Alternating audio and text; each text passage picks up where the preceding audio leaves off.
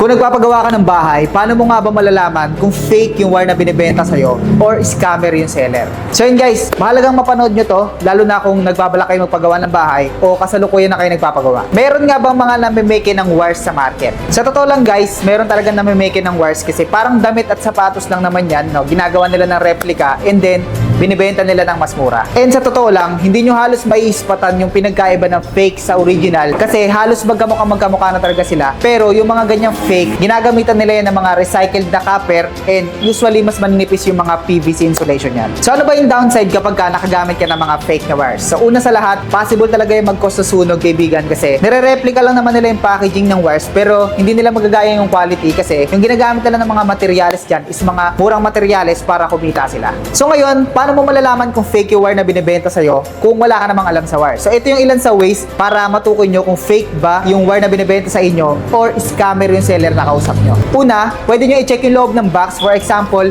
PhilFlex yung binili nyo. Pwede nyo tignan sa loob kasi baka mamaya PhilFlex yung box pero yung loob is ibang brand, mas murang brand, o di kaya naman is walang brand. Pangalawang pwede nyo pagbasihan ay yung presyo. Kapag may nagbebenta sa inyo ng branded na wire, for example, Phelps Dodge daw o PhilFlex, and then yung presyo na binibigay niya sa'yo ay sobrang mura compared sa totoong bentahan ng mga ganitong brand, tatlo lang yung ibig sabihin nun. So una, it's either fake yung wire, pangalawa, nakaw, and pangatlo, scammer yung kausap mo. So ito guys, talamak na talamak to sa online kaya mag-ingat kayo dito. So ito yung kadalasang ginagawa ng mga scammer. Of course, hindi sila magpapakita ng mukha katulad ko. Ang usually na ginagawa lang niya mga yan is magpo-post sila ng video or picture ng mga branded na wires and mas mababa ng 300 to 400 yung presyo nila sa totoong presyohan ng mga branded na wires. Ngayon, kapag nag-message kayo sa kanila, sisendan nila kayo ng video or ng picture para magbayad kayo through GCash. So yan guys ayaw nila ng bank transaction. Kadalasan yung transaction na gusto nila ay sa GCash. So ngayon, kapag na-send nyo na yung bayad nyo, boom, wala na. Wala kayong makukuhang wire, wala na rin kayong contact. Hanggang sa susunod nating pagkikita, paalam!